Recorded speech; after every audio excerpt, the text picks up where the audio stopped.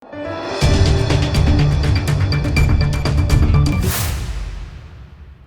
દર્શક મિત્રો, આપ જોઈ રહ્યા છો લોકમૈત્રી ન્યૂઝ. હું છું એન્કર અમિતા પટેલ. હવે જોઈએ અગત્યના સમાચાર. કાશ્મીરના પહેલગામમાં બનેલી ઘટનાને લઈ છોટાઉદેપુર જિલ્લાના નસવાડી મથકના તમામ હિન્દુ મુસ્લિમ સંગઠનો અને વેપારીઓ દ્વારા નસવાડી બંધનો એલાન આપતા નસવાડી મથક સજ્જડ બંધ. સમગ્ર નસવાડી બજારના વેપારીઓ પોતાની દુકાન કાશ્મીરમાં પહેલગામમાં આતંકવાદી હુમલાના બનાવના વિરોધમાં તમામ લારી ગલ્લાવાળા તેમજ વેપારીઓ દુકાન બંધ રાખી પાકિસ્તાન મુર્દાબાદના નારા લગાવી નસવાડી બંધને આપ્યું સમર્થન. છોટાઉદેપુર જિલ્લાનું નસવાડી મથક 212 ગામોનો વેપારનો મુખ્ય મથક છે અને સમગ્ર તાલુકાના ગામોમાંથી અનેક પ્રકારની ચીજવસ્તુઓ સહિતની સામગ્રી લેવા લોકો નસવાડી મથકે આવતા હોય છે.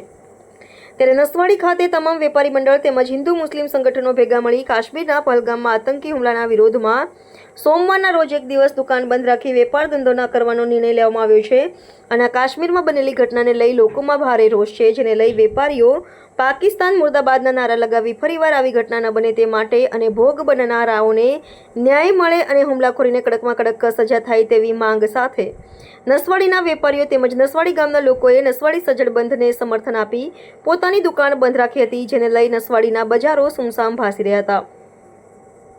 હાલ તો આ ઘટનાને લઈ સમગ્ર છોટાઉદેપુર જિલ્લાવાસીઓમાં ભારે રોષ જોવા મળી રહ્યો છે. એક પછી એક તાલુકાના વાસીઓ બંધનું એલાન આપી કાશ્મીરમાં બનેલી ઘટનાના વિરોધમાં દુકાનો બંધ રાખી રોષ ઠાલવી રહ્યા છે. રિપોર્ટર રફીક ડણીવાલા, છોટાઉદેપુર. હવે જો પહેલગામમાં જે બનાવ બન્યો, જેમના નામ પૂછીને ગોળીબાર કરવામાં આવ્યો, એનો સખત વિરોધ કરો છો અને નસવાડી તાલુકાની જનતા અને વેપારી મંડળે સખત એનો વિરોધ કરી અને આજે જે આખું બંધનું એલાન આપ્યું છે એમાં સંપૂર્ણપણે સફળતા મળી છે અને અહીંની પબ્લિક બધા ભાઈચારા સાથે રહે છે. પણ આવું બનાવ ન બને એના માટે શ્રી નરેન્દ્રભાઈ મોદી સાહેબને એટલી જ વિનંતી છે કે એમની સામે સખત પગલાં લેવા જોઈએ. પહેલગામમાં જે આતંકી હુમલો થયો છે કાશ્મીરની અંદર, જે પર્યટકો છે, જે નિર્દોષ જેની હત્યા થઈ છે અને એમને શ્રદ્ધાંજલિ રૂપે અમે નસવાડી તાલુકો ગઢબુડિયા, તણખલા, નસવાડી એમ કરી બધા નાના મોટા બધા વેપારીઓ બંધ કરી અને અમે દિલથી શ્રદ્ધાંજલિ એમને અર્પિત કરીએ છીએ અને ભારત સરકારથી એક જ અનુરોધ છે કે એવી બીજી ઘટના કોઈ વખત ના બને એના માટે કડક કાર્યવાહી લે એ અમારી માંગ છે. એ હેતુથી અમે બંધ પડી અને એનો સખત વિરોધ કરીએ છીએ.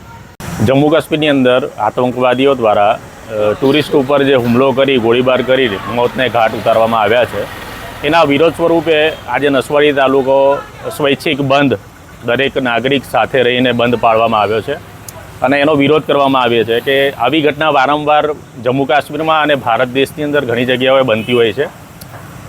આવી ઘટના ફરીવાર ન થાય એના માટે અમે સખત વિરોધ કરી રહ્યા છે અને ભારત સરકારને પણ અમારી એક વિનંતી છે કે ઘટનાઓ આવી વારંવાર ન બને એના માટે સખત કાર્યવાહી અને એવી યોગ્ય વ્યવસ્થા કરવામાં આવે કે ફરી વખત ટુરિસ્ટ હોય કે ભારત દેશના સામાન્ય નાગરિક હોય એ સંપૂર્ણપણે ડર વગર ભારત દેશની અંદર વસી શકે, હરીફરી શકે એવી વ્યવસ્થા કરવામાં આવી, એવી અમારી માંગ છે.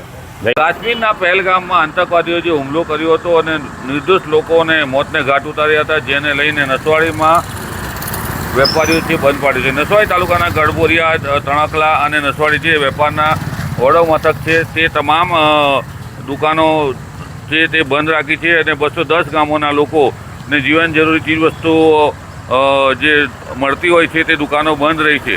હાલ આ તસવીરોમાં જોઈ રહ્યા છો નસવાડીના બજારો છે. નસવાડીના બજારોમાં તમામ દુકાનો બંધ રહેતા જે બજારો છે તે સુમસામ ભાસી રહ્યા છે. આ જે બજાર છે હરરોજ ધમધમતું હોય છે લોકોની અવરજવરથી, પરંતુ આજે નસવાડી બંધ રહેતા તમામ બજારો બંધ રહ્યા છે અને લોકો જે આતંકવાદીઓએ હુમલો કર્યો છે તેની સામે પાકિસ્તાન મુર્દાબાદના નારા પણ લગાવ્યા છે.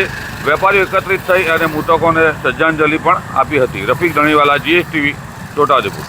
લોકમૈત્રી ન્યૂઝ સાથે જોડાયેલા રહેવા અમારા YouTube ચેનલને સબસ્ક્રાઇબ કરી ફેસબુક અને Instagram પેજને લાઇક અને શેર કરો.